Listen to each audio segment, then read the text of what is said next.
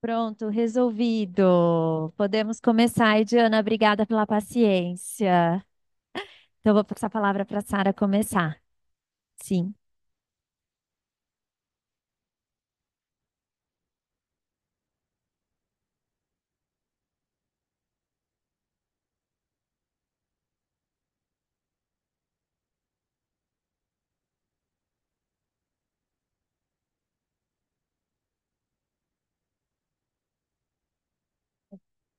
Boa tarde e boas-vindas a todos que estão nos acompanhando no nosso sexto ciclo de debates,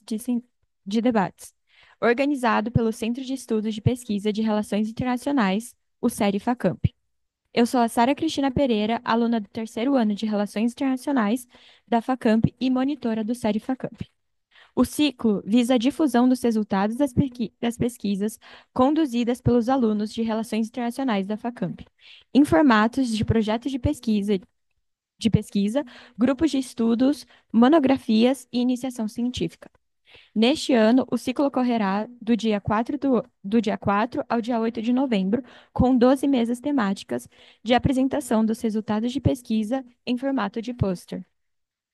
As mesas contam também com a participação de convidados externos, pesquisadores e professores de universidades públicas e privadas brasileiras, como debatedores, com o propósito de promover a difusão das pesquisas conduzidas pelos alunos de Relações Internacionais da FACAMP, por meio do intercâmbio de conhecimento entre as instituições de ensino e pesquisa dos debatedores convidados, é com grande honra que eu declaro aberta a mesa 2 do sexto ciclo de debates discendentes do Sério FACAMP, intitulada Mulheres, Violências e Conflitos Armados.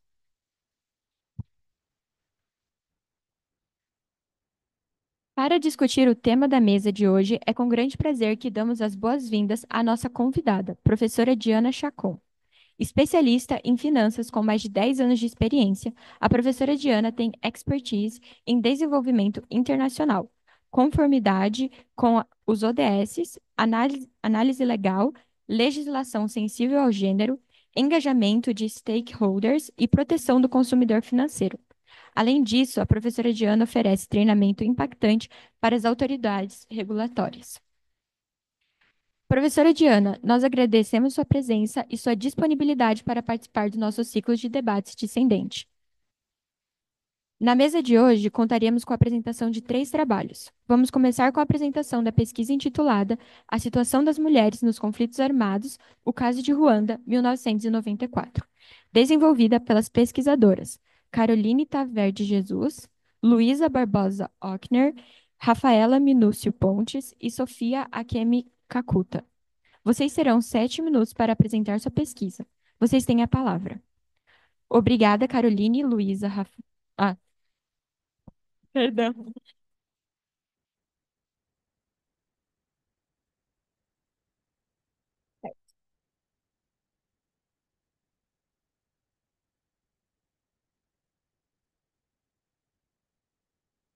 Olá, pessoal. Obrigada pela presença. É, como já disseram, esse é o nosso trabalho que vai falar sobre o caso de Ruanda. Não necessariamente sobre o genocídio que aconteceu, mas a gente quer aqui analisar o papel das mulheres Hutus nesse genocídio. Então, todo o nosso trabalho gira em torno da pergunta sobre os estereótipos de gendrificação da paz e o papel das mulheres que vão ser desafiados pela participação feminina, que perpetuaram os atos de ódio e de discriminação étnica em Ruanda de 1994. Então, só para conseguir contextualizar um pouco para vocês que são de fora do tema, que não são de relações internacionais, o genocídio de Ruanda, ele é frequentemente analisado como um fato decorrido de tensões étnicas, que foram profundamente enraizadas, e principalmente no que tange à superioridade da etnia Hutu sobre a Tutsi. A nossa análise começou sobre o domínio belga que aconteceu na região. Então, eles foram colonizados por lá, por eles. Esse domínio belga na região, o que que nos interessa saber dele? Foi ele que gerou, que ajudou a aprofundar a acentuar essa hierarquia étnica e esse poder patriarcal que a gente via na sociedade ruandesa. Eles, através de instituições econômicas e políticas, ajudaram a moldar formas de agir dentro daquela sociedade que beneficiavam homens, especialmente os Tutsis, que eram tidos como a elite econômica do país. Sendo que, historicamente, as mulheres ruandesas, elas sempre tiveram um papel de funções domésticas. Era dali que surgia a nossa análise, em que, mesmo em 1980, surgindo algumas lutas feministas, alguns embates, buscas por melhores direitos, por melhores acessos às instituições, as mudanças que aconteceram foram muito superficiais. Então, havia essa iniciativa, mas ela era muito pouca. Então, graças a essas tensões étnicas que foram favorecidas pelo domínio belga, que incentivou a divisão entre Hutus e Tutsis, tanto no imaginário cultural dessas pessoas, quanto através de documentações que diziam se você era Tutsi, que diziam se você era Hutu. Graças a isso, graças a essas políticas coloniais, a essa tendência europeia de separação, isso acabou entrando, dentro do imaginário dessas pessoas, ocasionando o genocídio do qual falamos. A eclosão do conflito aconteceu dia 6 de abril com o assassinato do presidente Hutu. E desde então a gente viu uma campanha sistemática de exterminação em massa de Tutsis. A morte de 800 mil Tutsis e Hutus moderados, em cerca de 100 dias. Esse é o pano de fundo em que a nossa história, a nossa análise vai acontecer. Porque o que a gente está olhando aqui? A gente está olhando sobre esse ideal de masculinidade dominante que ajudou a fundamentar essa violência, essa saudação a essa violência que legitimava você exercer o poder de forma generalizada. Então, é graças a esse conflito e é graças a essa questão da masculinidade dominante que a gente vai conseguir analisar o que a gente quer, que é a situação das mulheres, mais especificamente as mulheres Hutus, como perpetradoras da violência nesse caso. O Tribunal de TPI de Ruanda foi quando a gente começou a reconhecer a complexidade dos papéis de gênero, graças a essa senhorita aqui, que chama Pauline Nyamasuhuko, que foi acusada de genocídio e estupro. Ela é uma exemplificação perfeita do papel ativo que muitas mulheres Hutus tiveram. Só que ela é uma exceção à causa, porque ela não teve um papel, ela teve um papel de liderança. Nem todas as mulheres Hutus tiveram. Mas ela ajuda a gente a ver como ela, enquanto mulher, ajudou a favorecer essa violência dentro de uma dinâmica de poder masculino, em que se normaliza a guerra, em que se normaliza a violência, em que se normaliza o extermínio do outro. A gente se utilizou da autora que chama Tickner, J. Ann Tickner, que vai questionar as concepções tradicionais de poder que a gente viu acontecer desde sempre. Ela vai desafiar essa divisão binária em que a gente está acostumada, de que mulheres são relegadas a tal coisa e homens são relegados a tal coisa. Ou seja, os homens são os violentos e as mulheres são as pacificadoras. E enxergar as relações internacionais e os conflitos étnicos dessa forma corta fora as possibilidades que decorrem da genderificação das RIs. Afinal, as relações internacionais elas não são neutras. Elas refletem termos de gênero que foram constituídos por hierarquias que refletem uma masculinidade dominante. Mas o que seria essa masculinidade dominante? A masculinidade dominante, ela vai representar as normas de poder que são associadas à agressão, a controle, à violência, e elas vão gerar certos tipos de estereótipos de gênero. Aqui a gente vai trabalhar com a genderificação da paz, que seria o estereótipo das mulheres enquanto pacificadoras, enquanto calmas, enquanto cuidadosas, enquanto maternas. Só que nesse conflito, o que a gente teve foi um rompimento desse padrão. A gente teve as mulheres Hutus como perpetradoras de violência dentro de uma estrutura de poder que foi moldada pelas normas de gênero.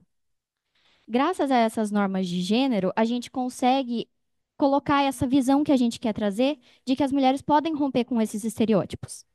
Então, a gente partiu do conceito central da gendrificação, que é como as relações de poder são estruturadas com bases em normas de gênero. E a partir disso, cria-se divisões de gênero que privilegiam o masculino especialmente em guerras, em contextos violentos e em contextos de hierarquia de poder. A violência desmedida em que as mulheres tutsis foram submetidas em prol de uma vitória étnica aconteceu dentro dessa estrutura de poder moldada pela masculinidade dominante, que descende da gendrificação e eu expliquei agora de pouco. Ela não só é normativa, mas ela também é coercitiva, porque ela estabelece o comportamento violento como uma forma legítima de agir diante de problemas.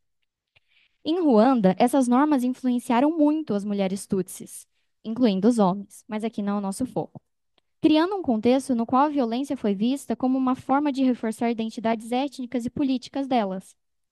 E quando elas fazem isso, elas não ocasionam numa ruptura dessa estrutura masculinista desse contexto hierárquico de gênero. Elas não estão rompendo com essa atitude, elas estão simplesmente perpetuando essas normas de gênero, só que em prol da masculinidade. E quando a gente relega as mulheres como pacíficas, como calmas, como cuidadoras, a gente está relegando elas, a gente está marginalizando a capacidade de ação delas. Porque em contextos violentos, como que não sejam esses, como de reação, como de contestação das normas em que a gente vê, isso não é pensável, isso não é concebível. Porque mulheres são calmas. Se mulheres são calmas, se mulheres tendem à paz, então por que as mulheres vão lutar por direitos? Aqui a gente não viu uma ruptura significativa nessas normas de dominância masculina. A gente viu elas agindo em prol dessa dominância masculina. Então elas não agiram de forma a quebrar com essa barreira. Eu trouxe alguns exemplos de atos que mulheres Hutus fizeram frente a mulheres Tutsis. Elas foram apoiadoras, elas participaram ativamente em assassinatos e estupros, elas ajudaram a condenar mulheres tutsis e homens, elas participaram em muitos papéis auxiliares de apoio, ajudando inclusive a propagar a sua posição de subalternas naquela sociedade. Elas foram saqueadoras de casas e corpos e elas preparavam as refeições das milícias. A gente trouxe o caso da Pauline, que foi a ex-ministra da Família e Assuntos Feministas, e ela foi um dos casos mais gritantes em que ela identificou Tutsis, sequestrou eles, torturou eles, estuprou eles e os matou. Essa é a visão geral do nosso trabalho. Agora nós vamos abrir para as perguntas, mas não vou ser eu quem vai responder, vão ser as minhas amigas do grupo. E muito obrigada pela atenção de todos vocês.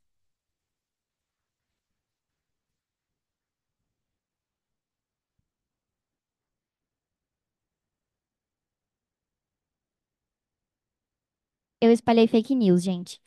As perguntas do meu grupo não serão tiradas agora. A gente vai seguir para a próxima apresentação e logo mais a gente resolve as perguntas, as questões pendentes. Obrigada, Caroline, Luísa, Rafaela e Sofia, pela apresentação. Passaremos para a nossa segunda apresentação da pesquisa intitulada Eu Perdoaria o Homem que Me Estuprou, mas infelizmente não sei quem é. O papel das mulheres como arma de guerra no genocídio da Ruanda em 1994, desenvolvida pelas pesquisadoras Alice Helena da Silva Coelho, Letícia Gervásio Ignácio. Vocês terão 7 minutos para apresentar sua pesquisa. Vocês têm a palavra.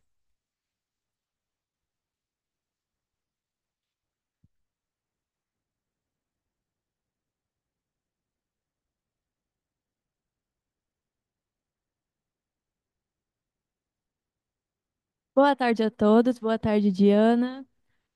O nosso tema desse trabalho também é sobre o conflito de Ruanda, mas o nosso foco é diferente do trabalho que foi apresentado anteriormente. O nosso objetivo é analisar o papel das mulheres como arma de guerra no genocídio de Ruanda em 94, explorando como a violência sexual foi usada no conflito e os impactos duradouros dessa violência sobre as mulheres. A nossa pergunta norteadora foi se os meios de tortura utilizados durante o genocídio de Ruanda, em 94, com base nos estereótipos pressupostos sobre o gênero feminino, podem ter sido adotados como uma justificativa fundamentada no conceito de Titchener sobre as mulheres como arma de guerra.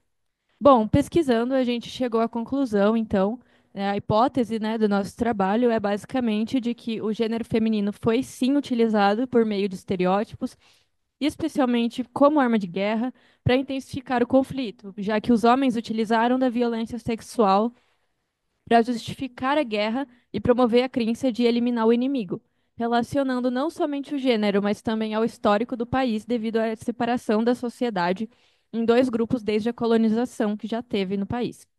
Então, a gendrificação, que é um conceito que a Tickner utiliza muito na sua obra, né, ela evidencia ainda mais a utilização do estupro e violência por parte dos homens, principalmente homens hutus contra mulheres tutsis, a fim do controle populacional, porque, querendo ou não, é através dessas violações sexuais, é através do estupro, é através dos assassinatos que eles passam a ter um controle populacional muito maior. Então, eles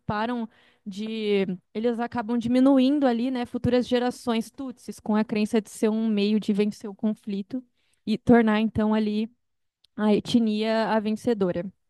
Mas, enfim, bom, para dar uma resumida geral, as meninas já falaram um pouco, né, da contextualização, que foi um país de colonização belga, que desde o princípio ali, né, já foi introduzido com políticas de separação étnica entre Hutus e Tutsis, e foram essa separação que promoveu divisões que impactaram o país por décadas, já que eles criavam uma desigualdade de tratamento muito grande, já que inicialmente eh, os Hutus tinham menos acesso às condições de vida, mas foi em 94, após o assassinato do presidente, que era um presidente Hutu, que estava no período, extremistas por parte do partido FPR, que é um partido Tutsi, iniciaram um genocídio que buscavam, enfim, né, tirar os Hutus do poder. E então a gente já percebe ali uma relação muito complicada, uma relação muito delicada entre as duas etnias. E, enfim, a nosso trabalho, a gente queria focar muito no papel das mulheres no conflito, porque eles tiveram uma violência de gênero muito grande. Nesse período, foi entre 250 mil e 500 mil mulheres foram vítimas de violência sexual durante o genocídio, que isso inclui torturas, assassinatos, estupros, todas as violências possíveis. A violência sexual foi utilizada com a intenção de desmoralizar, humilhar e alterar a composição étnica da população, em que as mulheres se tornaram uma arma de guerra como forma de tornar, né, uma das etnias vencedora do conflito. Então, os estereótipos e o patriarcado em si foram muito utilizados, porque as mulheres tutsis foram alvos específicos, né, ligando o conflito à ideia de controle populacional e dominação, em que eram assassinadas não somente com a justificativa de arma de guerra, mas também porque seria uma forma de eliminar outra etnia. Então, a teoria feminista, ela foi algo essencial para analisar esse conflito, porque com a perspectiva feminista, né, a gente utilizou mais o texto da Tickner.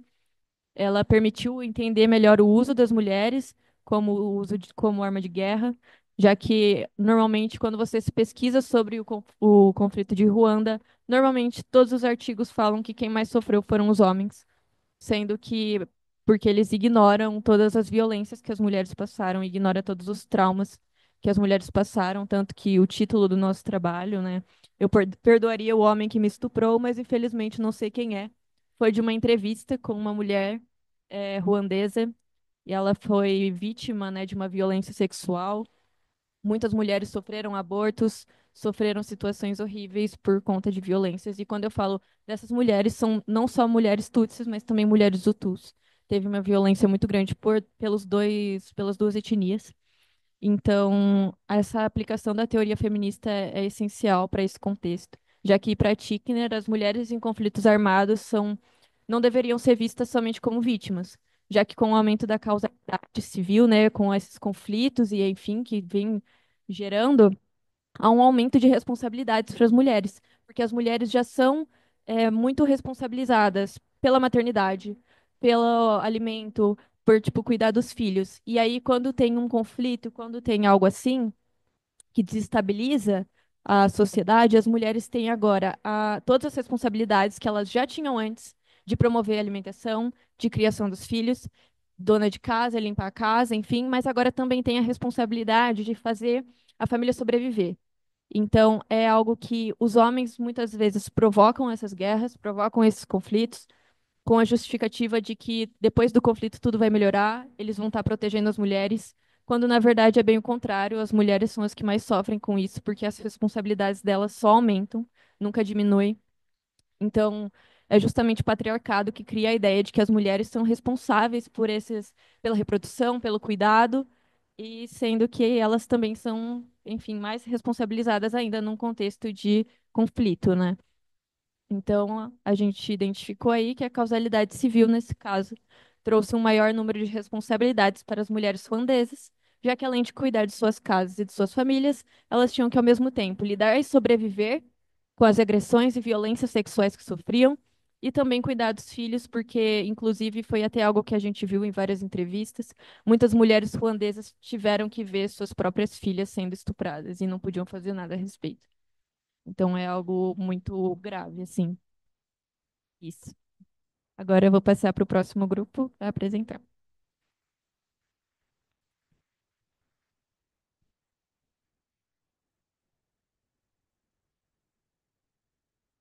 Obrigada, Alice e Letícia, pela apresentação.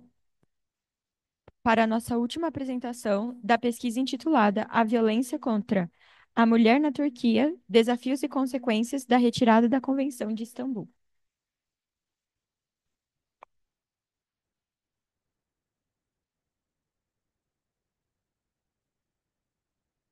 Boa tarde.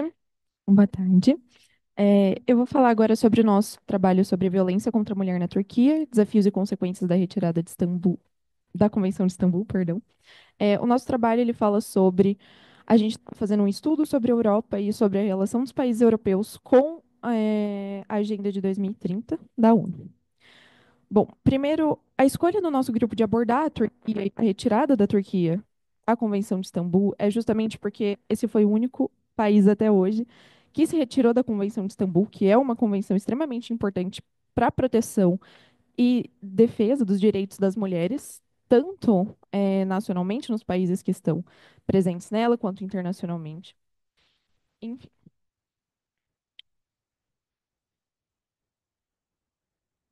perdão. Essa saída da Convenção de Istambul ela vai materializar uma ruptura nas ações internas do país quanto aos valores defendidos pela Convenção em prol da garantia dos direitos humanos.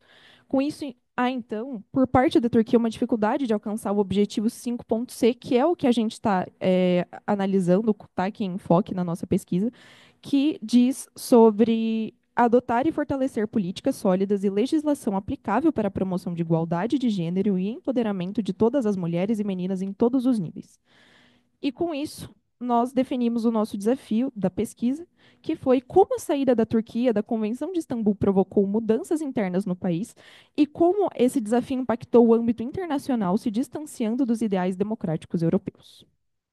É, Aqui a gente tem um gráfico que foi muito utilizado por nós, assim, a gente tem outros gráficos, mas a gente considera esse aqui o mais importante, para posicionar o que a gente está defendendo aqui, que é justamente porque, ao invés dos outros gráficos, esse aqui não se trata de um posicionamento de fora sobre o que estava acontecendo dentro da Turquia. Esse gráfico, ele é sobre a percepção pública acerca do maior problema enfrentado pelas mulheres na Turquia entre os anos de 2020 a 2022. Essa pesquisa ela foi uma pesquisa de campo, então foram pesquisadores que foram perguntar diretamente para pessoas de dentro da Turquia sobre o que elas achavam, quais eram os maiores problemas enfrentados por essas mulheres. E, não sei se está muito claro, mas aqui a gente tem violência de todos os tipos, então isso inclui desde violência psicológica, física, todos esses tipos. Aqui nós temos assédios nas ruas e desigualdade de gênero. Aqui a gente consegue ver como é muito clara essa quantidade absurda de respostas para a violência. E aqui, esse gráfico ele desempenha para a gente um papel muito importante, porque ele está falando sobre como isso não é uma visão de fora para dentro, não é uma visão do Ocidente para um país que está ali muito relacionado com o Oriente. É uma visão das próprias pessoas de lá de dentro. Mesmo que elas lá dentro não tenham essa relação muito direta feita com a saída da Convenção de Istambul, esse aumento aqui do 3%, ele representa muito, porque foi logo em seguida da saída. E é muito preocupante, porque assim, não está aqui agora, mas nos nossos outros gráficos, a gente percebe como, depois da retirada, muitos dos dados pararam de existir. O próprio governo que, com a saída, prometeu que continuaria a se esforçar em proteger e garantir esses direitos, ele não fez isso. Esses dados de violência, de como está a situação, especialmente pela Turquia ser um país que historicamente sofre bastante com isso, eles deixaram de existir. Isso, para a gente, na nossa pesquisa, mostrou muito sobre. É uma grande resposta, né? Essa falta de busca de dados mostra muito mais até. Inclusive, falando sobre essa questão do que eles falam sobre quando foram sair, a justificativa deles é que internamente continuaria tendo essa busca pelos direitos das mulheres, mas que eles não gostariam de fazer isso de uma forma extremamente alinhada ao Ocidente. E, de fato, sim, a lei número 6284 continuou vigente, que era destinada a proteger mulheres, mas a eficácia social dela não existia, ela não era de fato efetiva, ela não demonstrava, não só para a população, como para a população, para o exterior, que ela não estava de fato efetiva. Então, assim, por mais que a legislação existisse, não existia aquela presença que a convenção tinha de buscar essa mudança, de buscar esse efeito que essas legislações estariam sendo feitas, né? Então, em conclusão, a nossa análise, ela mostrou como a retirada da Turquia da Convenção de Istambul representa um retrocesso significativo na luta pela igualdade de gênero e na prevenção da violência contra a mulher, e afasta cada vez mais a Turquia da possibilidade de atingir a meta 5, em específico a 5.c, porque essa retirada ela significa que um distanciamento muito grande dessas mulheres de lá de dentro de terem os seus direitos e a sua segurança cada vez mais protegidos e aumentados, e muito pelo contrário, como a gente está vendo aqui. Então, queria agradecer vocês pelo tempo. Muito obrigada.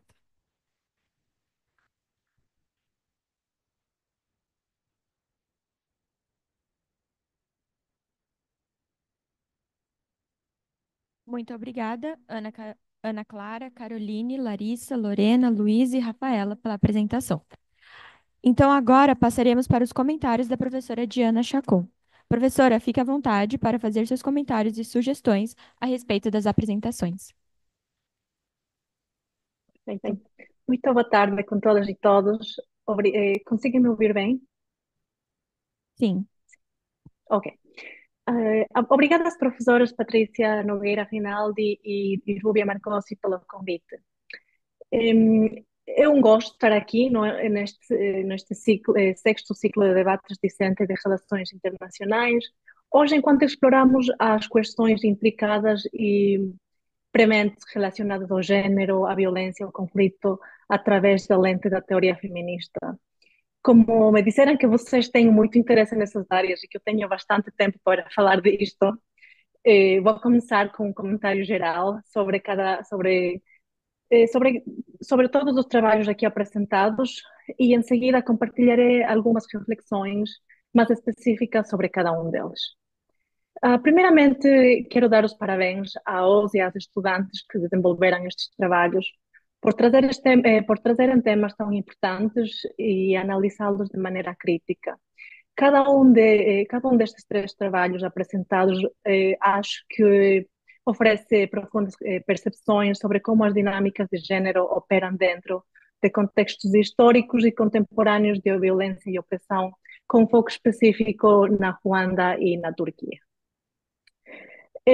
No trabalho intitulado A Situação das Mulheres nos Conflitos Armados, o caso da Ruanda, em 1994, as autoras apresentam uma análise convincente do papel das mulheres no genocídio ruandês. Este trabalho especificamente desafia a narrativa tradicional que confina as mulheres aos papéis de meras vítimas ou agentes pacíficos, como indicou a estudante ao início. Em vez disso, destaca como as mulheres participam ou podem participar ativamente na violência, complicando assim a nossa compreensão de gênero e agência aos conflitos tradicionalmente compreendida. Ao fazer isso, as autoras nos convidam a reconsiderar aquelas estruturas de teoria feminista das relações internacionais, e essa abordagem nos incentiva a reconhecer as complexidades das motivações das mulheres em contextos históricos que moldam seu envolvimento. As autoras argumentam de forma contundente que as ações dessas mulheres não podem ser vistas apenas através de uma lente de vitimização, mas devem ser compreendidas como parte de uma teia mais ampla de poder, ideologia e identidade. Isso para enquadrar o comentário em relação ao primeiro projeto.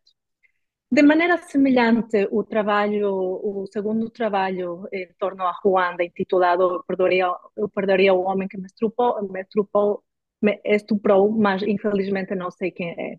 O papel das mulheres como arma de guerra no genocídio de Ruanda, 1994. Neste trabalho, expande esse tema ao explorar a utilização das mulheres como armas de guerra durante o mesmo genocídio. As autoras empregam o conceito de gênero como uma variável socialmente construída. Elas trazem o autor Tigner para ilustrar como a exploração sexual violenta das mulheres foi utilizada, de fato, estrategicamente dentro do conflito. Essa perspectiva destaca a intersecção entre gênero e violência, enfatizando a necessidade urgente de uma análise feminista crítica que considere os papéis multifacetados que as mulheres desempenham em tempos de guerra, tanto como vítimas quanto como participantes da violência que ocorre. E, por último, no trabalho intitulado A Violência contra a Mulher na Turquia, Desafios e Consequências da Retirada da Convenção de Istambul, as autoras abordam uma questão contemporânea que ressoa profundamente no cenário global atual, o impacto da retirada da Turquia da Convenção de Istambul sobre a violência de gênero. Esta decisão não apenas significa um retrocesso em relação aos padrões internacionais de direitos humanos, como já nos indicou a estudante, mas também perpetua um ciclo de violência às mulheres, um ciclo de violência contra as mulheres dentro de casa. As autoras detalham meticulosamente como essa mudança política mina as proteções legais e exacerba as atitudes patriarcais, levando em última análise a um aumento de violência contra as mulheres. Elas destacam também as implicações mais amplas para o relacionamento da Turquia com a Europa e a necessidade premente de abordar essas violações de direitos humanos dentro de uma estrutura feminista. Coletivamente, esses trabalhos nos instam a nos envolver criticamente com a forma como o gênero informa a nossa compreensão de violência, de agência e das relações internacionais.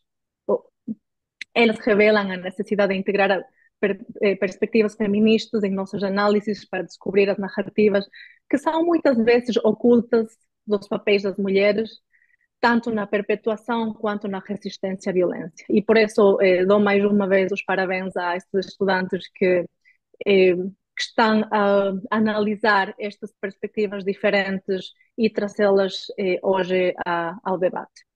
À medida que avançamos para as observações individuais sobre cada trabalho, vamos a manter em mente o tema abrangente que nos une, que é a necessidade urgente de uma compreensão nuançada de gênero que transcenda as binariedades que já as estudantes já mencionaram, as binariedades simplistas de vítima e perpetrador. Esta discussão não apenas enriquece nosso discurso acadêmico, mas também tem implicações significativas para políticas e práticas no enfrentamento da violência de gênero em todo o mundo, em Brasil, nos países da nossa região e além disso. Continuando em relação ao primeiro trabalho, a situação das mulheres nos conflitos armados, no caso de Ruanda, teorias feministas. Este trabalho, como eu já mencionei, um pouco ao início da intervenção, este trabalho oferece uma exploração perspicaz dos papéis complexos que as mulheres desempenharam durante o genocídio ruandês. Ele desafia efetivamente as narrativas convencionais que frequentemente retratam as mulheres apenas como vítimas ou agentes passivos em situações de conflito. Portanto, foi com muito agrado que li o vosso trabalho e descobri que vocês abordaram uma perspectiva diferente. As autoras aprofundaram-se na realidade preocupante de que as mulheres não foram apenas espectadoras, mas também participantes ativas nas atrocidades cometidas, como já ouvimos da estudante, durante aquele período doloroso.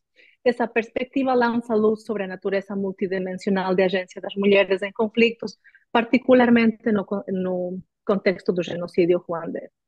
Agora, como vocês me pediram para eu proporcionar, para eu dar algumas sugestões de áreas em onde vocês poderiam, seja expandir a vossa pesquisa atual ou trazer áreas de simplesmente uma perspectiva diferente. Eu trouxe-vos cinco diferentes áreas que podiam explorar e possivelmente adicionar a um trabalho já bastante bem produzido. Enquanto às dimensões psicológicas, vocês podiam trazer uma exploração mais profunda dos fatores psicológicos que influenciam o envolvimento das mulheres na violência. Poderiam adicionar uma camada importante a esta análise com essa perspectiva.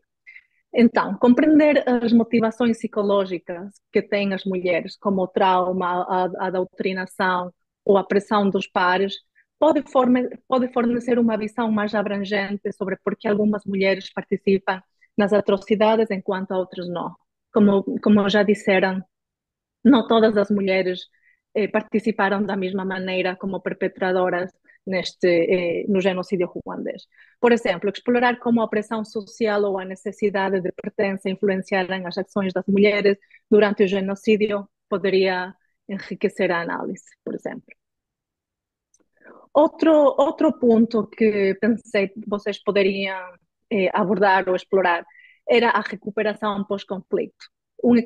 Portanto, um exame do processo de recuperação pós-genocídio para mulheres que foram tanto vítimas como perpetradoras poderia oferecer percepções valiosas. Que sistemas de apoio ou intervenções foram implementados para abordar as realidades complexas enfrentadas pelas mulheres após genocídio, pode ser uma variável. E isto poderia levar a recomendações mais eficazes na reintegração das mulheres da sociedade e no atendimento às suas necessidades únicas. Outro ponto que possivelmente também pode trazer mais uma abordagem mais abrangente é o papel das mulheres na construção de paz. Embora o foco esteja nos papéis das mulheres durante o genocídio, poderiam também considerar explorar como essas mesmas mulheres poderiam contribuir para esforços de construção de paz após o conflito. Que habilidades ou experiências trazem que poderiam ser aproveitadas nos processos de paz. Já há experiências em iniciativas de ex-combatentes de mulheres na Colômbia, que foram também perpetradoras em aqueles conflitos e que depois assumiram papéis ativos nas negociações de paz. Então, por ali poderiam encontrar diferentes luzes.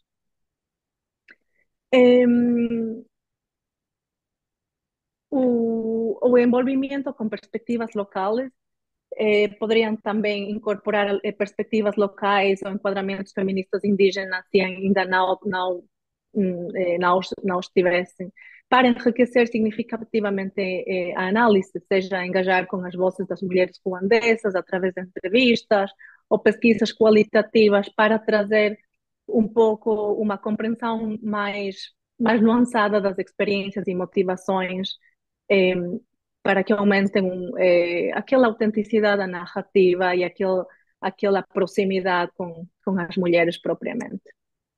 E por último,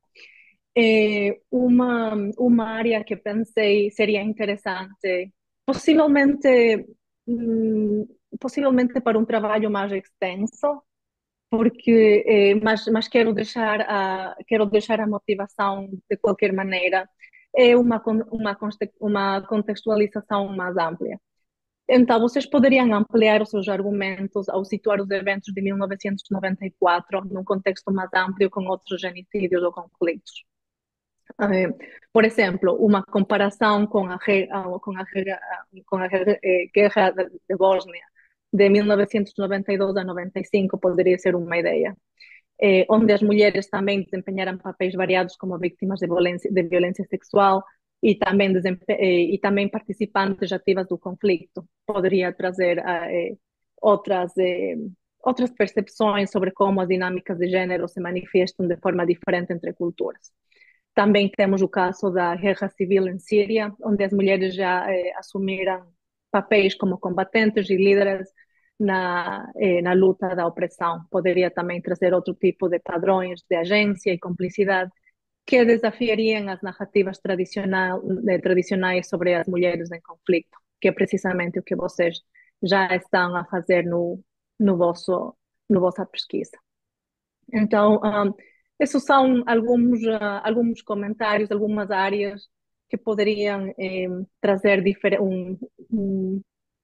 um ar diferente, um ângulo diferente a vosso estudo, a vossa pesquisa. Agora, em relação ao segundo projeto de pesquisa, intitulado Eu Perdoaria o Homem que Me Estuprou, mas infelizmente não sei quem é, o papel das mulheres como arma de guerra no genocídio de Ruanda em 1994. Este trabalho apresenta uma análise crítica do papel das mulheres como armas de guerra durante o genocídio ruandês, oferecendo uma perspectiva nuançada sobre como estas dinâmicas de género operam em contextos violentos. As autoras articularam a complexa interação entre género, violência e poder, ilustrando eficazmente como as mulheres foram utilizadas não apenas como vítimas, mas também como instrumentos de guerra. O trabalho aprofunda o contexto histórico que moldou estas dinâmicas, particularmente os legados do colonialismo e as tensões raciais construídas entre Hutus e Tutsis. E ao empregar a teoria feminista do Tigner, as autoras destacam como os papéis de gênero sociais foram manipulados para justificar atos de violência sexual como meio de alcançar objetivos militares.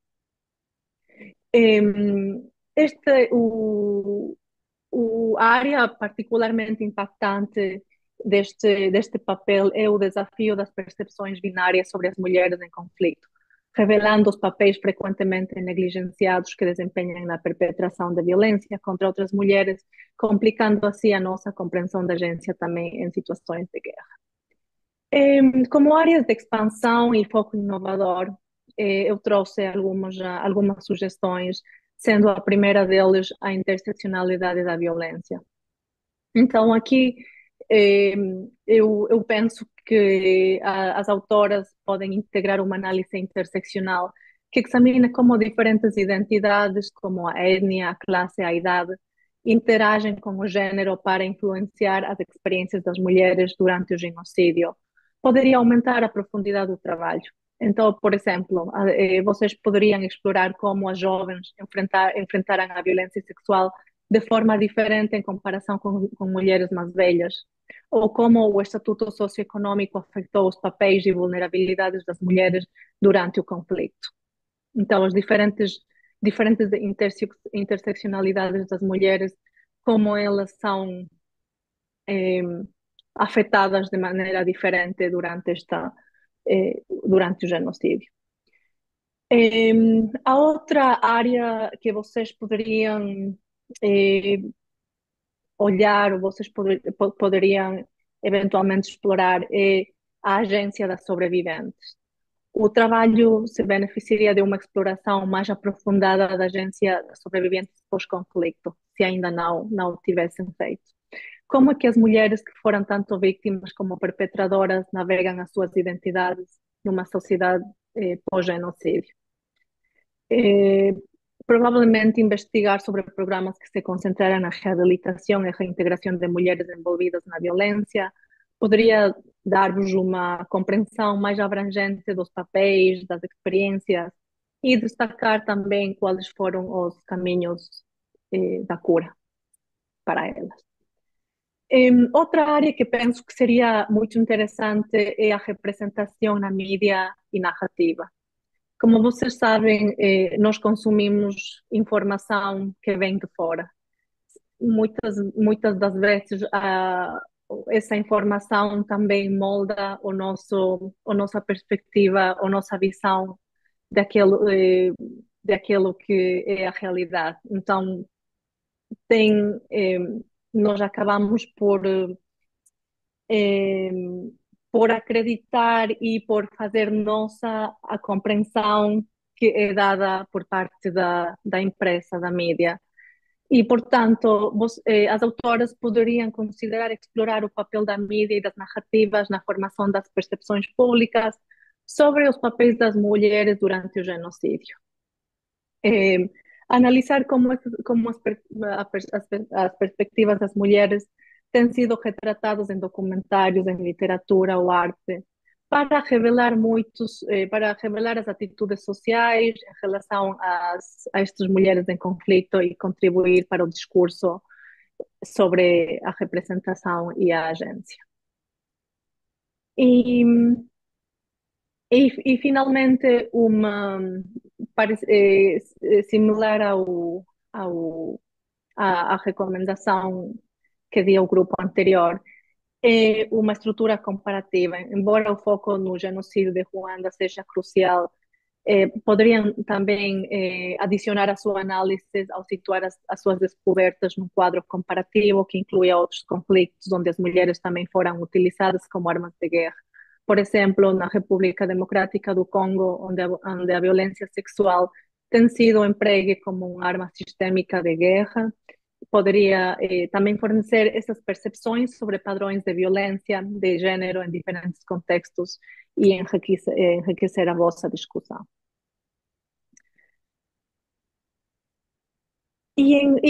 Enquanto ao comentário sobre o trabalho do grupo número 3, sobre a violência contra a mulher na Turquia, os desafios e consequências da retirada da Convenção de Istambul. Também este trabalho oferece uma análise oportuna e crítica das consequências da retirada da Turquia da Convenção de Istambul, um tratado significativo destinado a prevenir a violência contra as mulheres. As estudantes analisaram eficazmente as implicações da retirada para os direitos e proteções das mulheres na Turquia. Este trabalho descreve como a mudança no clima político em direção ao conservadorismo e os valores tradicionais da família resultou numa regressão dos direitos das mulheres, os valores exacerbando as atitudes patriarcais, numa regressão dos direitos das mulheres, que trivializam a violência contra elas. Este aspecto é crucial, pois destaca a natureza estrutural da violência basada no gênero na Turquia. Além disso, as autoras sublinham as ramificações internacionais da decisão de Turquia, observando como ela indica um afastamento dos valores democráticos e levanta preocupações sobre a posição do país no discurso internacional de direitos humanos. A análise de como esta retirada pode impactar as relações da Turquia com as instituições europeias e particularmente é relevante, pois situa um contexto geopolítico mais amplo e é sem dúvidas interessante. Algumas áreas onde podem acrescentar um foco inovador por exemplo, como o impacto destas mudanças ou desta retirada da Convenção tem impactado as comunidades marginalizadas. Então, por exemplo, indivíduos LGBTQ+, minorias étnicas e mulheres de baixo rendimento, poderiam aprofundar o análise, investigar como a intersecção de gênero com outras identidades influencia a experiência da violência e o acesso à justiça para fornecer percepções críticas sobre a natureza multifacetada deste problema da violência. Agora, possivelmente vocês já tenham pelo que a estudante já nos contou das pesquisas que fizeram, provavelmente vocês já tenham visto ou pesquisado estudos longitudinais sobre tendências da violência, mas também existem, vocês poderiam utilizar este tipo de estudos ao longo do tempo para avaliar as tendências de violência contra as mulheres na Turquia antes e depois da retirada da Convenção de Istambul. E este poderia oferecer dados empíricos para apoiar as afirmações feitas no trabalho. Então, obviamente não é uma pesquisa que se esperaria que vocês o façam mas se existir algum tipo de estudos já feitos, penso que seria interessante e acrescentaria a vosso argumento. Em, sim, então, portanto, estes dados poderiam ser instrumentais para a defesa de mudanças políticas e na reintegração com padrões internacionais nos direitos das mulheres. Outra área que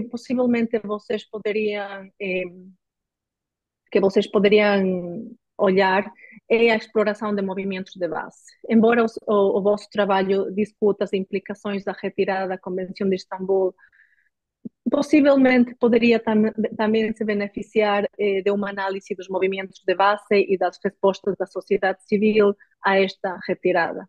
Como é que as organizações locais de mulheres se mobilizaram em resposta a esta decisão, por exemplo? O que elas fizeram? Analisar as estratégias, sucessos e desafios destes grupos de sociedade civil poderia proporcionar uma compreensão mais nuançada da resiliência e da agência das mulheres na Turquia. Em, Também vou colocar esta sugestão, ainda que não seja, que vocês não a implementem agora neste projeto, mas se no futuro fizeram um projeto mais eh, eh, maior, mais complexo, poderiam ter poderiam cobrir esta área. Enquanto a uma análise comparativa das estruturas legais. Vocês poderiam considerar incorporar uma análise comparativa de como diferentes países que enfrentaram desafios semelhantes, como, por exemplo, as recentes mudanças legais na Polônia em relação ao aborto e aos direitos das mulheres, navegaram no retrocesso dos direitos das mulheres. Isto poderia revelar padrões e estratégias eh, relevantes para a Turquia e informar os esforços de advocacia. Então, deixo colocado ali eh, essa questão. E penso que este também é um pouco semelhante à recomendação que fez o grupo anterior. É a representação na mídia e na percepção pública. O papel que tem a imprensa na mídia na formação das percepções públicas sobre a violência de gênero na Turquia poderia ser outra área de exploração. Como que a cobertura mediática influencia as atitudes sociais em relação à violência contra as mulheres? Poderia ser uma pergunta que vocês poderiam colocar. Uma análise destas narrativas da mídia em torno da Convenção de Istambul e da subsequente retirada poderia trazer valiosas percepções sobre o discurso público sobre o gênero e dos direitos, especialmente numa sociedade que, como comentávamos, eh, tem, tem tintes patriarcais fortes. Eh, Esses são meus comentários aos grupos e fico aqui aberta se houvessem perguntas ou comentários, com muito gosto.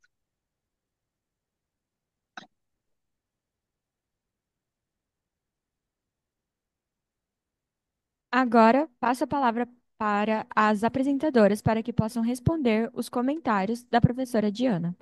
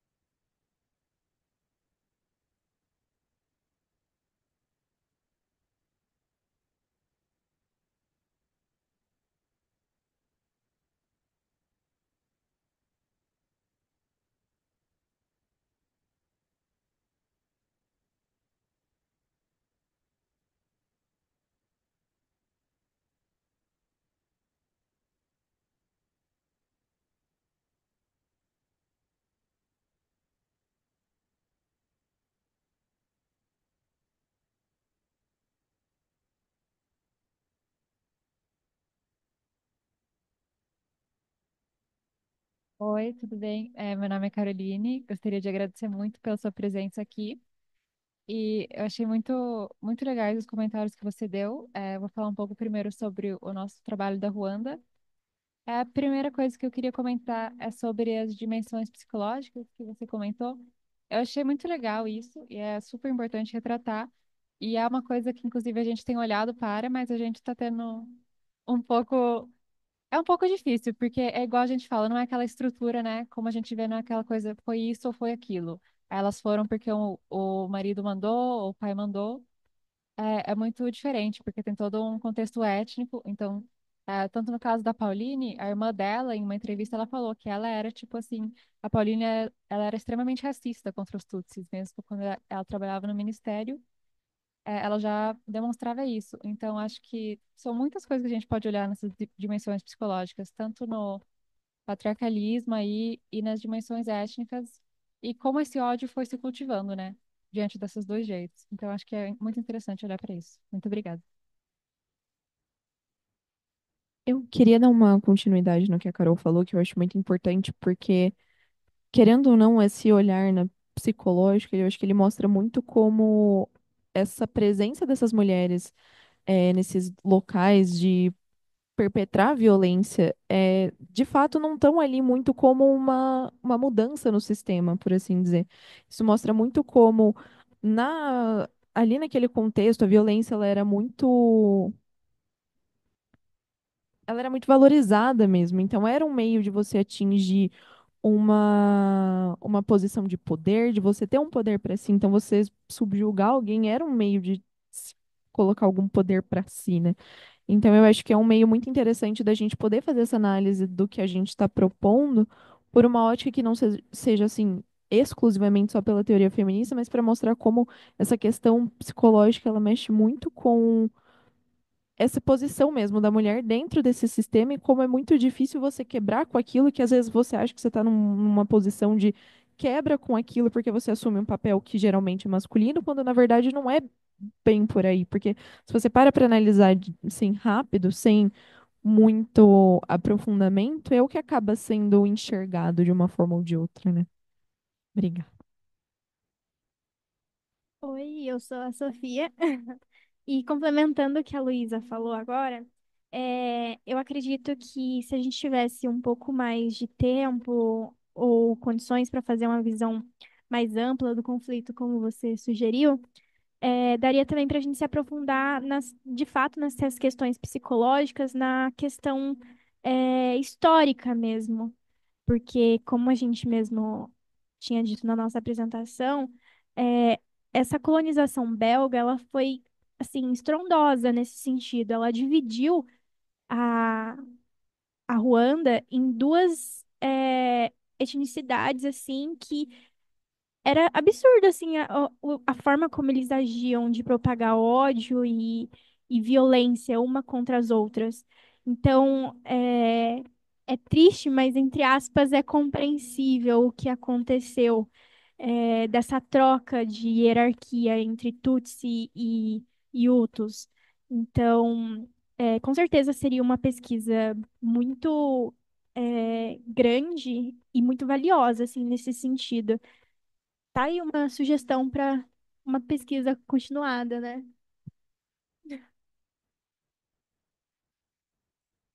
Oh, meu Deus. Oi, tudo bem?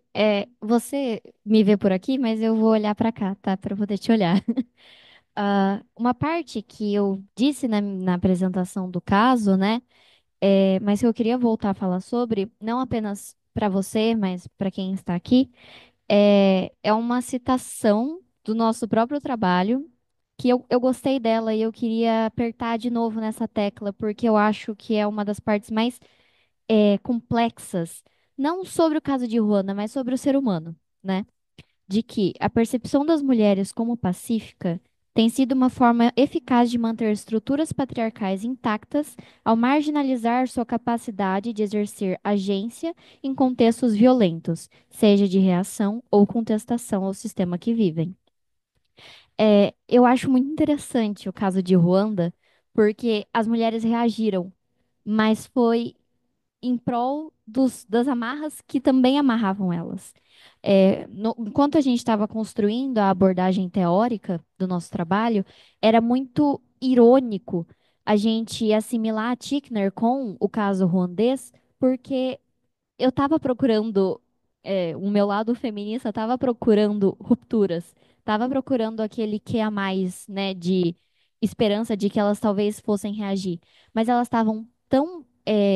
As mulheres são tão separadas nessa caixinha de pacíficas ou de histéricas, que, por exemplo, no caso de Ruanda, das mulheres Hutus perpetradoras da violência, elas são enquadradas na histeria, né, da mulher. Elas são ditas como histéricas, como, meu Deus, por que uma mulher está fazendo aquilo? Enquanto a gente está acostumada com uma mulher sendo quem só é morta. Então, é muito louco ver que elas divergiram do que a gente esperava, mas não de uma forma de romper. E elas continuaram pacíficas. Se a gente parar para perceber, elas continuaram pacíficas dentro das amarras do poder.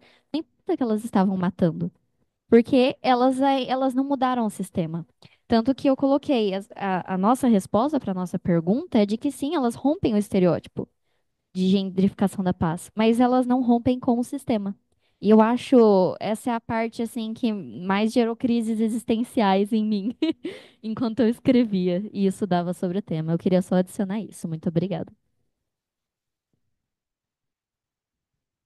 Oi, Diana, boa tarde. Eu sou a Letícia, tô junto aqui com a Alice no segundo trabalho sobre Ruanda. Tô aqui. E eu gostei muito dos comentários que você falou sobre as áreas que a gente poderia aprofundar um pouco mais no nosso trabalho, na nossa pesquisa. Mas eu gostei principalmente do comentário que você fez em relação, às vezes, a gente pesquisar as diferentes faixas etárias, diferentes igualdades sociais, as mulheres lá de Ruanda, porque o nosso trabalho, a gente tentou não fazer muito essa separação de Tutsis e Hutus e tentar olhar como mulheres no geral, que estavam todas sendo usadas de certa maneira como arma de guerra. Então, eu gostei muito desse seu comentário e a gente sentiu muita dificuldade na época que a gente estava pesquisando. Eu não sei se as meninas que também estão pesquisando sobre Ruanda sentiram, mas em relação a achar bibliografias que falavam sobre mulheres. Porque, igual a Alice comentou quando ela estava apresentando o trabalho, que muitos dos textos trazem muito a visão masculina do que aconteceu em Ruanda. E, igual você falou, também são muitas vezes são textos do Ocidente olhando, do exterior olhando para o que aconteceu no problema e tentando passar, às vezes, com ideologias que muitas vezes eles defendem. E como a gente estava olhando mais para as mulheres como um todo, muitos dos textos que a gente achava traziam muito essa contradição entre as mulheres, entre essa separação das etnias. Então a gente sentiu bastante dificuldade em tentar achar essas bibliografias para trazer um embasamento maior. Então o que a gente achou, a gente não conseguiu achar essas informações de faixa etária e de diferenças e desigualdades sociais. Mas eu acho que seria um ponto muito importante, porque com certeza o jeito que uma mãe, por exemplo, passou por todo esse genocídio seria bem diferente do jeito que a filha dela pode ter enfrentado todo esse problema. E do mesmo jeito que você falou sobre as questões psicológicas pro primeiro grupo, eu acho que também entra muito, andam muito ligados. Eu acho que seria muito legal se a gente conseguisse achar bibliografias e ainda pesquisar sobre isso. Muito obrigada.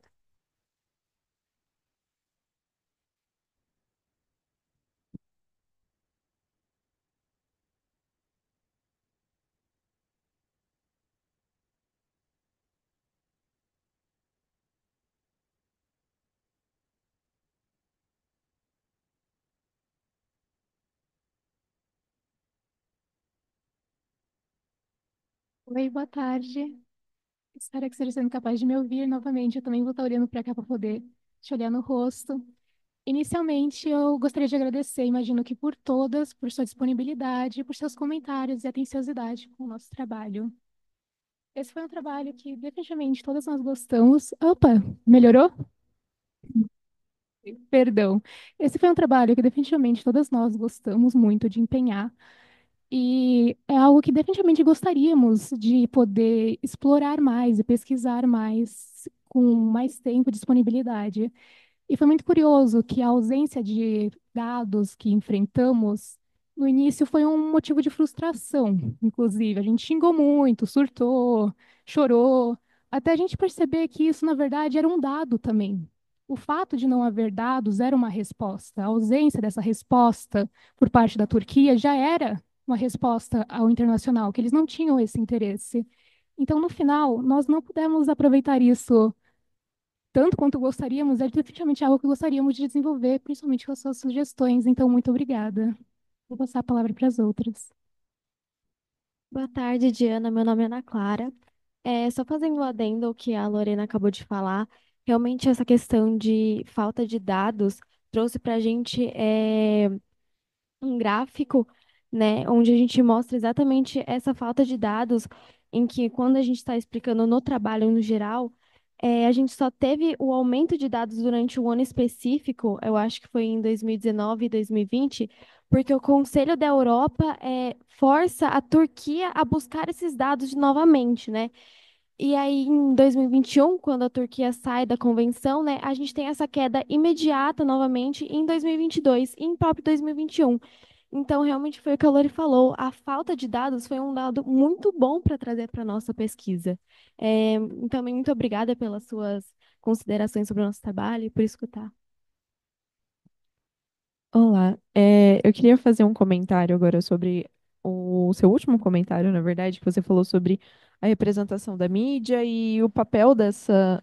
Não, não da representação, de como a mídia enxerga esse movimento e o papel disso na formação pública. A gente não teve muita oportunidade de fazer essa pesquisa, mas de fato eu acho que ela seria muito útil. Mas eu queria fazer um comentário que eu acho que é muito importante a gente perceber como esse gráfico que a gente escolheu assim como mais importante, entre muitas aspas, né? Mas que ele embasou muito parte da nossa pesquisa de que apesar dos pesares de ser uma sociedade muito patriarcalista, de ser uma sociedade que tem um histórico muito grande de violência contra a mulher, que enxerga uma normalidade de certa forma nisso, ainda assim a percepção pública entende o problema, entende como essas mulheres elas acabam sofrendo muito com violência e como isso de fato não é só essa normalidade que acaba existindo, mas também ela é enxergado como um problema. Eu acho que para a gente, quando a gente apresentou esse trabalho, a gente tem outros gráficos que falam sobre tipos de violência, sobre comparação com países que estão dentro da convenção e fora, mas eu acho que esse gráfico em específico ele mostra muito sobre como, apesar de todos os impedidores que a gente pode ter no meio do caminho para essa percepção de dentro para fora, ainda essa percepção ela ainda existe muito forte. Então, eu acho que seria muito interessante a gente avaliar como a mídia enxerga esse movimento, porque, querendo ou não, com o Erdogan no poder, ele tem muito essa questão da deseuropeização, e esse movimento ele acaba se alinhando muito com isso.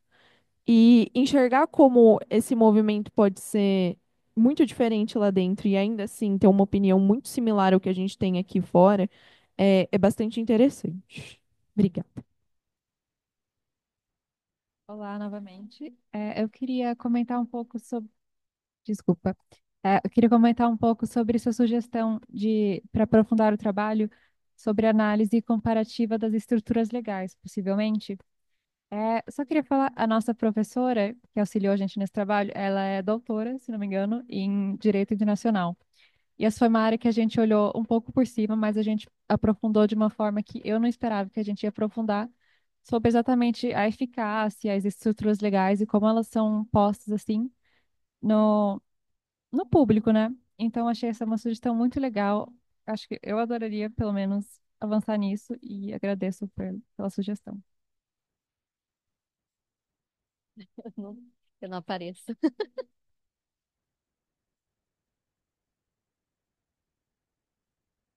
Pronto. Pronto.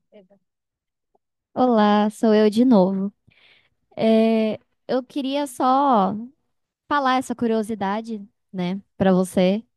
Enquanto a gente estava procurando sobre o contexto em por que a Turquia se retiraria de um acordo que, em teoria, só traz melhorias, né? A gente estava procurando, tentando entender as causas, mas era um country fact sheet que a gente tinha que produzir. E isso limitou muito as nossas possibilidades, porque é um tema que, sabe quando você vai puxar uma pelinha da unha e você puxa um pouquinho, aí você continua puxando e nunca mais para? É um tema com várias camadas que a gente foi tentar entender a saída da Convenção de Istambul. Então a gente teve que entender a questão cultural da mulher. Então a gente teve que entender a questão cultural de todas as minorias e dos homens e da política, da economia e por aí vai. Mas o tema em que a gente ficou enlouquecidas para a gente falar mais sobre isso e a gente vai agarrar uma oportunidade quando surgir é sobre esse processo de deseuropeização da Europa, sobre essas nuances de direitos humanos ou europeização de um país que queria entrar na União Europeia e para isso precisava se transvestir de europeu. Então, esse foi um tema que a gente ficou enlouquecida, mas ele é muito extenso, né? Ele implica em todas as esferas dentro de uma sociedade. E as mulheres, elas são só um sintoma, né? O tratamento que as mulheres recebem nessa sociedade, elas são apenas um sintoma de toda uma causa. E um questionamento até ético e moral que a gente teve, e que um comentador do nosso trabalho, que é o professor Lício, aqui da Facamp, ele comentou: tragam um gráfico que fale de dentro da Turquia.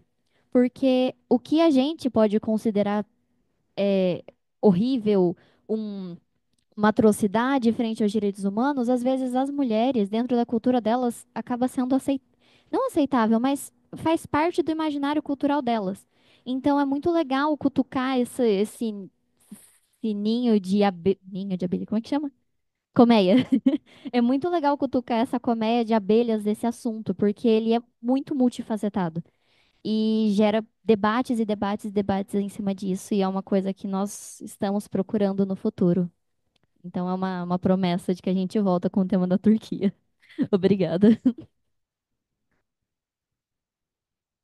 Eu esqueci de comentar o que eu estava falando. Você também tinha falado para a gente fazer essa comparação entre o antes e depois da retirada, que tinha sido uma intenção, assim, porque a gente tinha que fazer uma quantidade X de gráficos, e uma das intenções de gráfico para fazermos era justamente essa comparação.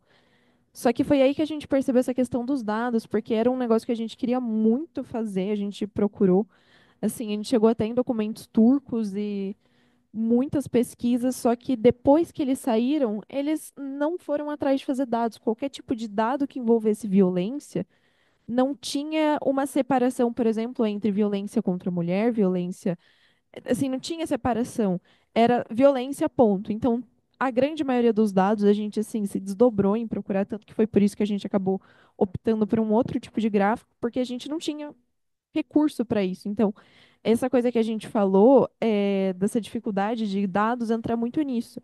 E aí, depois olhando, a gente começou a perceber que todos os dados que a gente tinha eram de antes e todos eles eram financiados pela Europa. Nenhum deles foi financiado de dentro da Turquia, seja assim, acho que teve uma única, não sei se era uma ONG, mas era uma organização de defesa da mulher de dentro da Turquia que foi quem fez essa pesquisa, mas também era o único. Então, assim, foi um dos maiores empecilhos que a gente encontrou no meio da nossa pesquisa e que assim é muito claro como essa dificuldade ela assim permeia muitos níveis que não só da percepção interna, mas também assim até em coleta de dados eles não se importam ou não vão atrás de fazer essa distinção porque não faz sentido, né?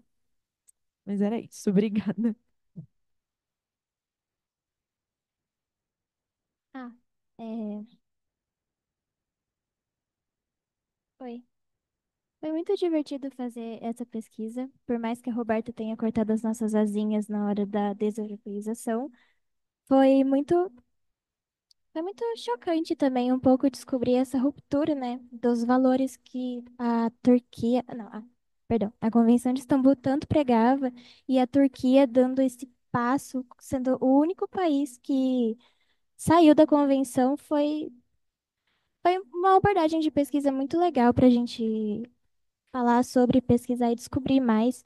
E realmente esses valores que depois se perpetuaram na própria cultura da Turquia, né, no patriarcado, foi curioso descobrir que tem essa abordagem em um país tão diferente.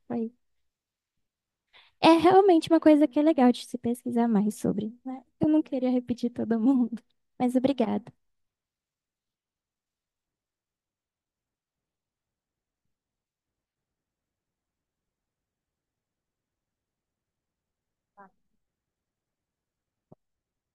Agora passo a palavra para a plateia do evento. Algum comentário, pergunta ou sugestão da plateia?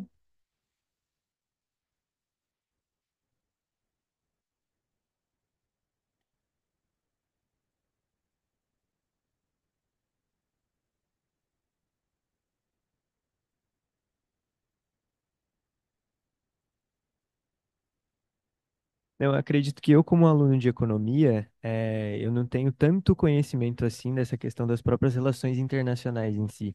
E eu achei muito curioso esse caso da Ruanda. Foi uma coisa que realmente é um caso chocante.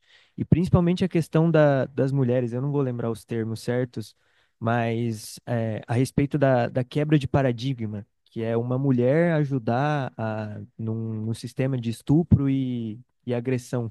Isso é uma coisa muito chocante que eu não tinha a menor ideia. Então, eu acredito que isso já foi falado, mas para mim foi o que mais me impactou de todas as apresentações.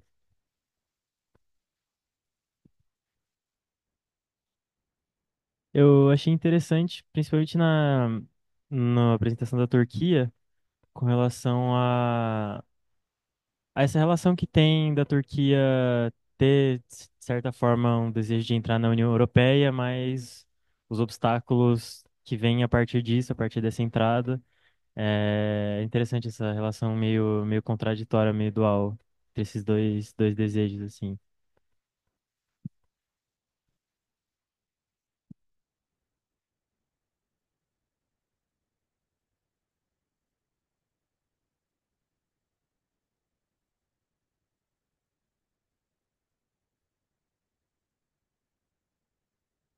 Estamos chegando ao fim do nosso evento. Passo a palavra para as apresentadoras fazerem suas considerações finais.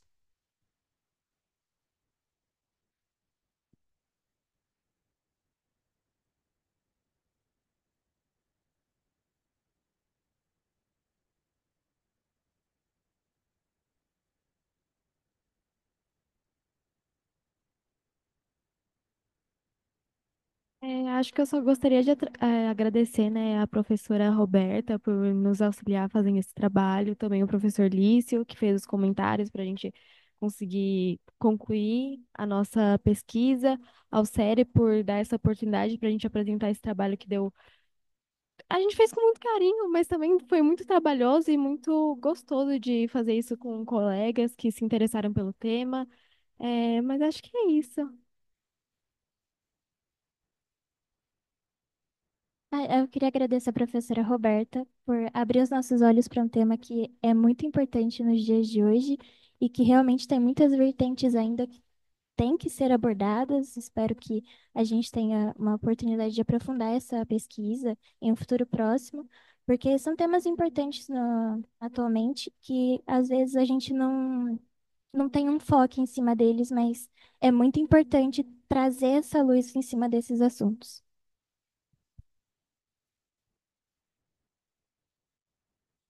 Como parte do grupo da Ruanda, eu queria agradecer a professora Patrícia Rinaldi também, porque oi, foi ela que nos deu o apoio para a gente seguir essa abordagem que para a gente era um pouco desafiadora, né? Ela nos era estranha, a gente estava com medo de cometer erros, mas obrigada pela confiança, obrigada pelo guia que você deu para a gente até então. E obrigada pela sua disponibilidade, pelo carinho de ouvir, de analisar os nossos trabalhos, porque eles dão muito trabalho. Então, eu me senti bastante valorizada vendo alguém falar tão bem deles. Eu me senti recompensada. Muito obrigada. Eu acho que a discussão de hoje ela foi uma discussão bem abrangente, tanto porque foram o mesmo tema praticamente, só que de duas vertentes diferentes, que a gente conseguiu olhar para essas mulheres tanto como vítimas quanto como perpetradoras. E eu acho que, acima de tudo, por ser um tópico um pouco sensível de se lidar, eu acho que gostaria de agradecer ao meu grupo, né? Porque a gente conseguiu lidar com isso de uma forma que, assim, é um tópico sensível de se lidar, de fato. Então, se o grupo não estiver muito bem alinhado com relação a isso, as coisas podem tomar uma vertente um pouco diferente. E a gente tem que tomar muito cuidado para não esbarrar em certos aspectos que são bem polêmicos, assim. Então, agradecer também à professora Patrícia, né, que também tem nos orientado com esse trabalho, as nossas monitoras também, têm feito um trabalho muito bom com relação a isso. E era mais isso, assim, no geral.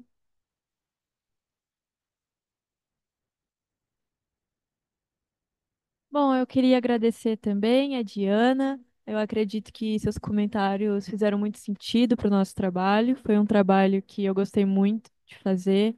Como as meninas já falaram, o tema de Ruanda é algo muito pesado, é algo que exige uma certa mentalidade, exige, enfim, paciência, exige um olhar empático para essa relação, porque é um tema muito complexo, ele exige tipo, realmente um aprendizado muito forte de como foi feito, do processo histórico, de como o país está hoje em dia.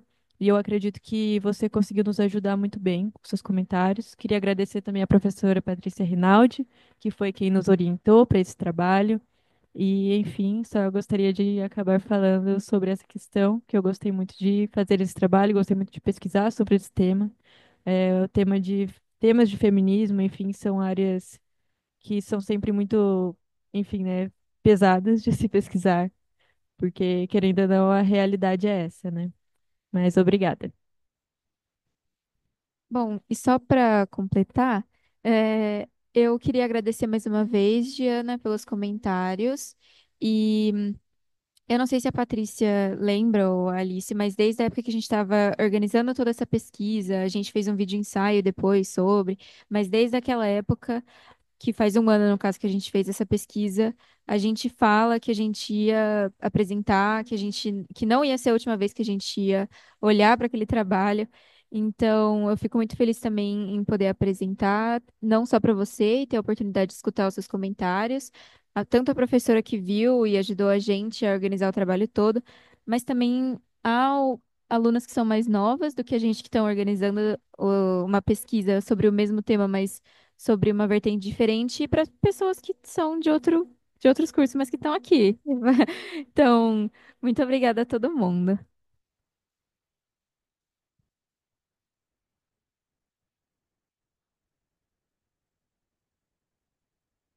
Eu acho que os dois principais agradecimentos que eu tenho são para a professora Roberta Machado e para a professora Patrícia Rinaldi, porque foram as orientadoras dos nossos dois trabalhos. A Roberta orientou nosso trabalho de Lapre, que foi o da Turquia, e a Patrícia orientou nosso trabalho sobre a Ruanda.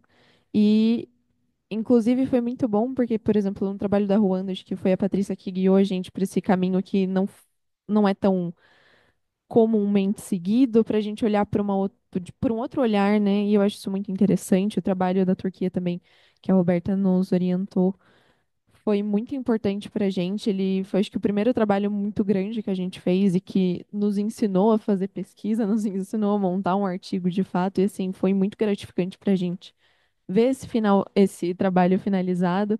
E não tenho dúvidas também que vai ser muito bom para a gente ver o nosso trabalho da Ruanda pronto, não só com as escritas que a gente vem fazendo, mas com o vídeo. Então é isso.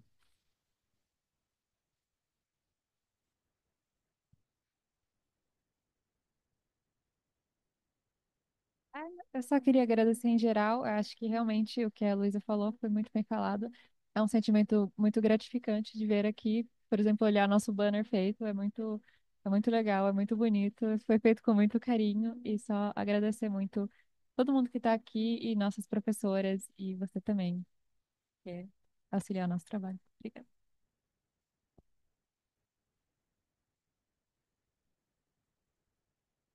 Professora Diana, você gostaria de fazer as considerações finais?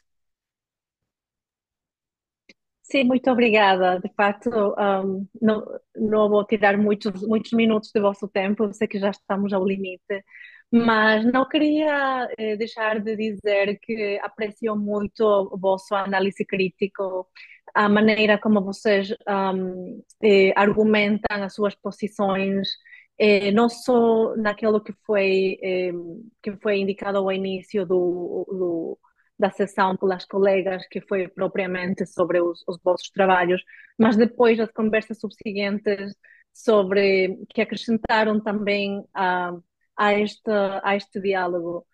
Acredito que estes espaços são muito ricos e ajudam-nos a nutrir nas nossas perspectivas diárias, globais, e a maneira como também nós percebemos nós percebemos o mundo e como nós projetamos nós e como indivíduos e também a capacidade que nós temos para levar uma mensagem mais longe, porque é muito provável que a maneira como vocês olham para as mulheres, a interseccionalidade, a maneira como vocês percebem o feminismo, o que ser mulher, o que ser homem, o que ser um indivíduo além das estruturas binárias do feminismo e do masculino e feminino, é muito mais abrangente que quando vocês começaram a fazer as vossas pesquisas.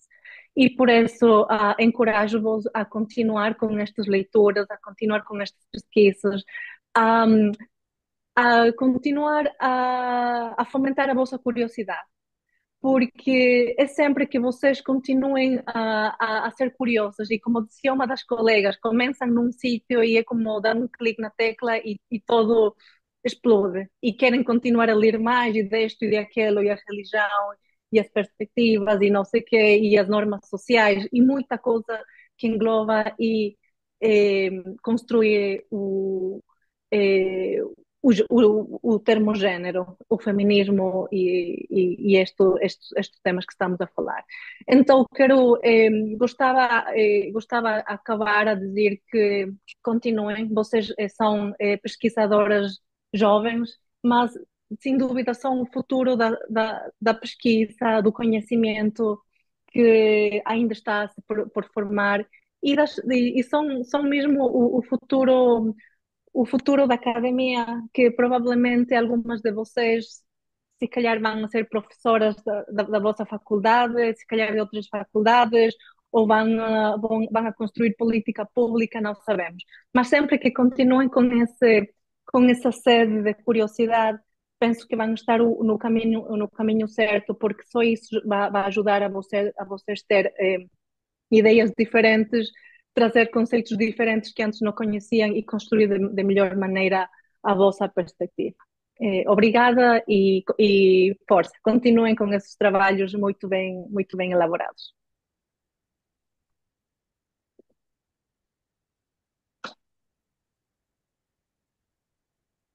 Encerramos assim a mesa 2 do nosso sexto ciclo de debates descendentes do Série Facamp. Gostaríamos de agradecer a presença da professora Diana Chacon pelo excelente debate com as nossas alunas. Agradecemos a presença de todos os alunos, professores e convidados e aproveitamos para convidá-los para para as mesas do ciclo que ocorrerão amanhã, terça-feira, dia 5 de novembro. A mesa 4 ocorrerá às 8 horas com o tema Os impactos do neoextrativismo na América Latina. A mesa 5 ocorrerá ao meio-dia, com o tema Europa frente às intervenções humanitárias e à crise migratória. E a mesa 6 ocorrerá à 1h30 com o tema Neoliberalismo e o papel das grandes corporações nas relações internacionais. Contamos com a presença de todos. Obrigada e boa tarde.